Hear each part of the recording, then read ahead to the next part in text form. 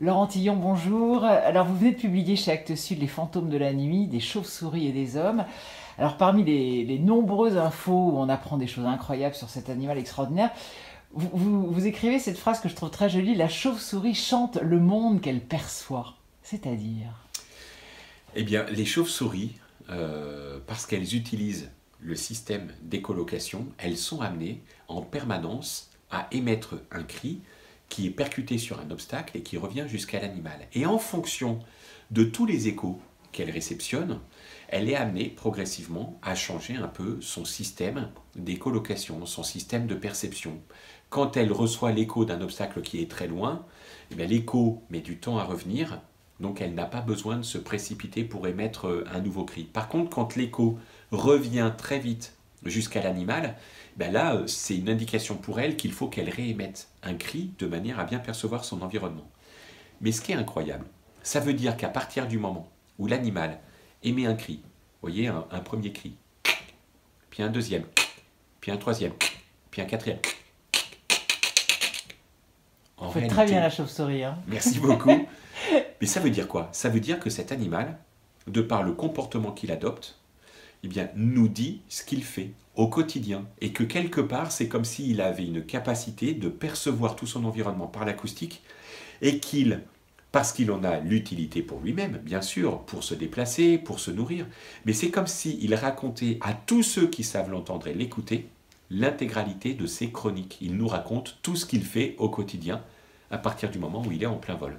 Oui, alors vous dites d'ailleurs que, en fait, il partage ces informations avec les autres et que c'est de l'open source. J'aime beaucoup cette image parce que c'est un animal très social. Et justement, comme c'est un animal social, on a toujours l'impression qu'ils sont solitaires, à part quelques colonies. En fait, pas du tout. Même les colonies à plusieurs se réunissent par des immenses réunions où peut-être qu'ils se disent des choses. De manière certaine, ils se disent des choses. C'est vrai que c'est un animal très social. C'est un animal qui a l'habitude de vivre en société et d'être dépendant des congénères. Par exemple, les femelles fondent des colonies, ces colonies qui sont indispensables pour la vie en société. Mais ça implique de la communication. Ça implique de s'entendre sur tout ce qu'on fait. Et du coup, chaque signal acoustique, par exemple, qui peut être émis, est interprété par les autres, parce que les autres ont appris à interpréter ce que disent un petit peu les autres. Pour vous donner un exemple, quand une chauve-souris émet en écholocation et qu'elle se rapproche d'un obstacle, qui pourquoi pas est une proie, elle capture la proie, il y a un petit blanc à la fin de son système d'écholocation qui dit bien que l'animal a capturé un objet, qu'elle a capturé une proie, puis après elle repart. Mais une chauve-souris qui est à proximité, qui l'entend chasser, alors qu'elle, par exemple, n'a pas de proie à disposition, elle interprète l'information et elle vient pour ponctionner un petit peu de ressources alimentaires là où elle se trouve, aux dépens de l'autre chauve-souris. Sauf si l'autre chauve-souris accepte de partager. Mais ça va même au-delà. C'est-à-dire qu'il y a même dans certains cas, quand la chauve-souris est en plein vol, du coup la nécessité de transmettre de l'information. Où se trouve une proie, où se trouve de la nourriture, où se trouve tel objet intéressant, où se trouve le futur gîte qui pourra être exploité un peu plus tard. Et régulièrement, même les gens qui entendent assez dans les hautes fréquences, ils peuvent entendre par moment un petit dans leur environnement. On peut l'entendre en ville, on peut l'entendre dans les campagnes. Ces petits qui s'entendent à l'oreille humaine, c'est quoi? C'est tout simplement des chauves-souris qui émettent un petit cri social. Pourquoi pas? Parce qu'elles ont croisé un autre animal et qu'elles interrogent l'autre animal pour savoir qui es-tu, que fais-tu, où vas-tu, et ça invite à l'échange. Et là, on peut parfois voir un florilège de tout un tas de cris sociaux qui veulent dire quoi? On ne sait pas, mais il est très probable que ce soit de la transmission d'informations sur la qualité des habitats et la qualité de l'espace et du paysage qui est exploitable par toutes les chauves-souris. On pourrait un jour imaginer, alors pas un dictionnaire, mais une espèce de mode d'emploi pour comprendre les chauves-souris. Je sais qu'il y a pas mal de travaux, hein, déjà dont vous parlez dans votre livre. On avance là-dessus, on pourrait imaginer ça? Pour l'instant, ce qu'on arrive à faire, c'est à enregistrer des cris sociaux dans différents contextes, dans différentes situations. Par exemple, devant le gîte, soit le soir. Le soir, par exemple, certaines chauves-souris émettent des cris particuliers juste à la sortie du gîte. Elles tournent devant le gîte à plusieurs elles émettent des cris sociaux et probablement qu'elles se transmettent de l'information de type bon ben bon courage, bonne nuit, bonne chasse, revenez demain à cet endroit-là, on se retrouve demain matin. Et puis il y a d'autres cris un petit peu de ce type-là, au retour au gîte le lendemain matin, mais un peu différents, qui veulent probablement donner des informations sur ce qui s'est passé dans le courant de la nuit. Et puis on a aussi ces fameux cris de croisière dont on parlait tout à l'heure quand deux chauves-souris se croisent sur le terrain de chasse. Il y a des scientifiques et des naturalistes qui sont en train d'en réaliser le catalogue. On peut imaginer, dans quelques temps, être en mesure de comprendre quel cri social est associé à quelle situation et un jour traduire finalement ces fameux cris sociaux pour vraiment comprendre ce que dit la chauve-souris.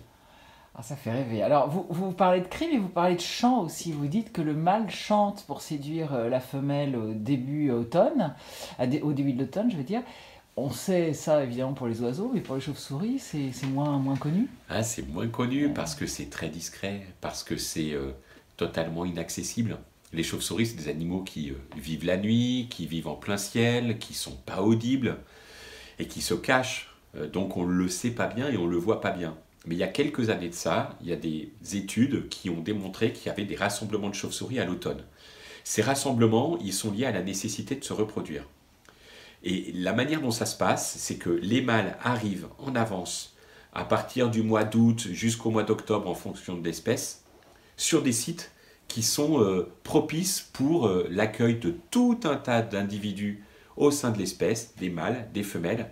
Et puis les mâles se posent à l'intérieur de ce site et sont amenés à choisir la meilleure place de chant pour chanter, appeler les femelles qui sont présentes dans le milieu environnant. Et les femelles, quand elles arrivent, eh bien, elles vont vers le meilleur chanteur. Elles se posent et dès qu'elles ont trouvé le meilleur chanteur, c'est probablement celui qui a les plus grandes capacités et compétences qui pourront être transmises à la progéniture. Et donc, la femelle se reproduit. Mais il est possible qu'en repartant, elle ait une petite déconvenue, qu'elle se dise, mince, il y en a un qui chante mieux que le précédent. Et à ce moment-là, elle va voir le nouveau venu, elle se pose à côté de lui la pénètre une première fois, ça expulse le sperme du précédent, puis après il la repénètre, et là se passe ce qui doit se passer avec la transmission du coup des gènes pour que la femelle reparte avec la meilleure semence possible sur le site en question. Incroyable. Alors, dernière info incroyable dont vous parlez, c'est une hypothèse. Les arbres qui sont sensibles aux ultrasons pourraient écouter les chauves-souris, ça pourrait les aider à mieux pousser, à mieux s'épanouir. Ça serait fabuleux comme partenariat, ça encore. En tout cas, on peut le supposer et l'imaginer. Il y a une étude assez récente qui a démontré que les arbres étaient sensibles au chant des oiseaux. Et qu'il semble que deux forêts similaires, l'une avec des oiseaux, l'autre sans oiseaux, eh bien celle qui a des oiseaux, qui chante, pousse mieux.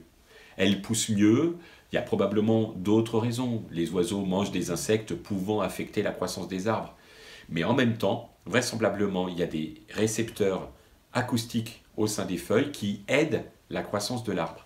Mais si ces récepteurs acoustiques sont à la fois sensibles aux oiseaux, les chauves-souris qui n'arrêtent pas d'émettre des ultrasons, qui elles aussi peuvent parfois manger des insectes pouvant dévorer l'arbre, en tout cas on peut imaginer que les chauves-souris soient totalement en mesure d'entendre ce qui se passe dans leur environnement, d'émettre plein de cris et que les arbres soient sensibles à l'ensemble de ces cris émis par les chauves-souris, que ça les aide à croître. Ce serait magique. Oh, magnifique, merci.